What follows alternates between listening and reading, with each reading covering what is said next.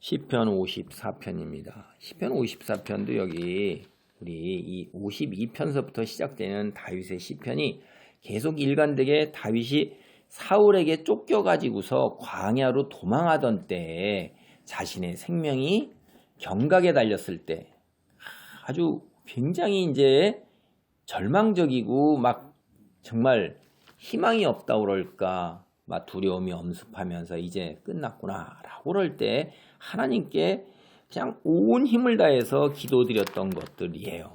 이게 뒤에 나오는 시편도 계속 그럴 것입니다. 그래서 여기도 보면 54편에 이렇게 되어 있어요.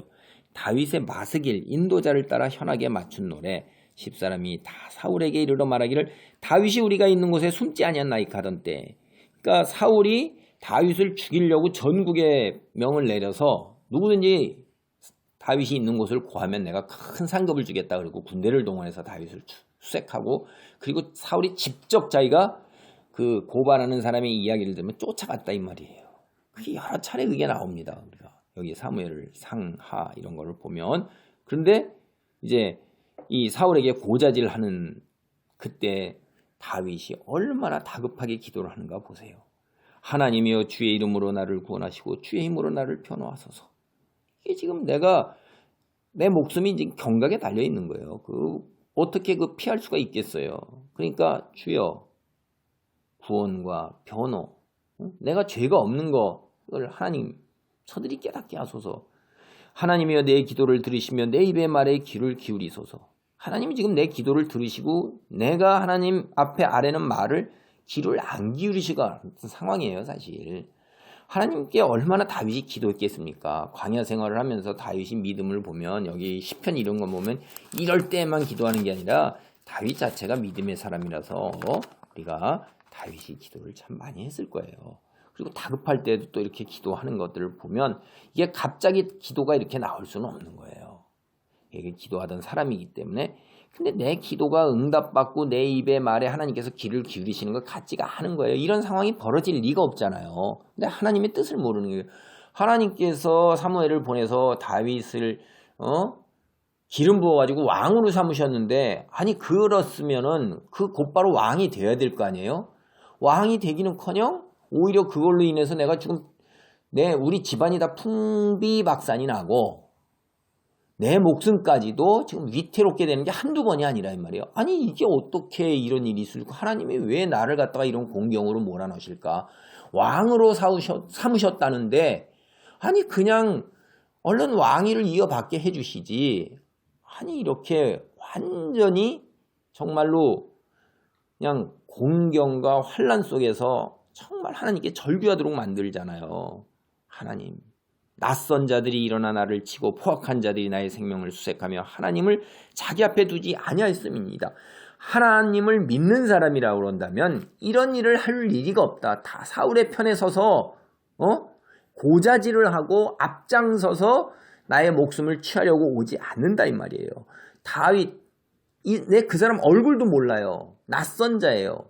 이 사람들은 다 무슨 욕심이 있는 거예요. 사울에게 받을 상급과 재물의 명예, 당장 이 세상에서 주어지는 것 그것만이 관심이 있는 거지 옳고 그름이 문제가 되는 게 아니라 이 말이에요. 지금 당장 이 땅에서 내 손에 주어지는 것들 불의의 재물이잖아요. 그런 건 사울은 이미 왕에서 이제 사무엘이 당신을 버렸나이다 라는 선언이 벌써 나와 있단 말이에요. 백성들이 다 알고 다 알아요. 그런데 그것이 뒤집어지지 않을 뿐이지. 그런데 그런 자에게서라도 재물과 관직을 얻기 위해서 사울에게 나아가서 무죄한 다윗, 하나님께서 왕으로 세우신 기름 부어 왕으로 세우신 다윗을 치려고 그러잖아요. 어떻게 하나님께 기름 부음 받은 자를 갖다가 감히 치려고 들어요. 그런데 그런 거 상관없는 거예요. 왜? 하나님을 믿지 않기 때문에. 그래서 앞장서서 다윗 잡아서 사울이 주는 재물과 부귀, 관직 이런 걸 누리고자 하는 자들인데 악한 자들이죠. 아주 포악한 자들이에요.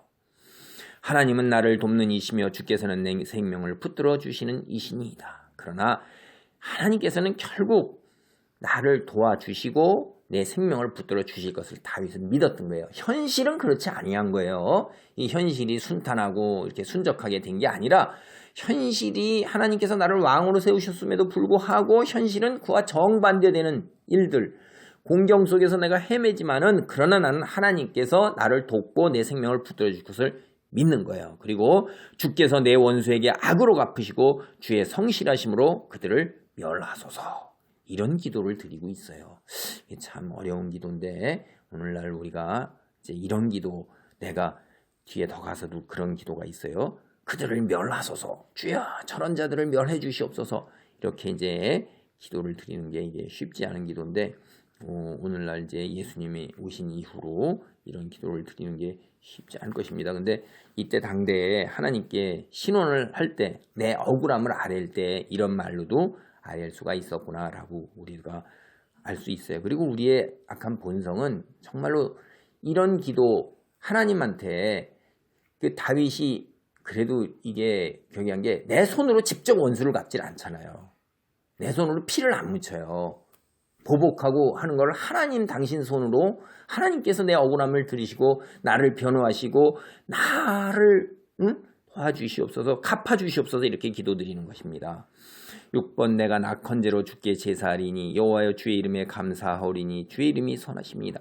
주께서 나의 생명을 붙드시고 내 기도를 들으시고 나를 구원하시고 나를 변호하시기 때문에 내가 주께 감사 제사를 드리는 거예요. 낙헌제를 드리고 그리고 감사한다 이 말이에요. 왜? 주께서 그렇게 하시는 일이 선하신 거라 이 말이에요.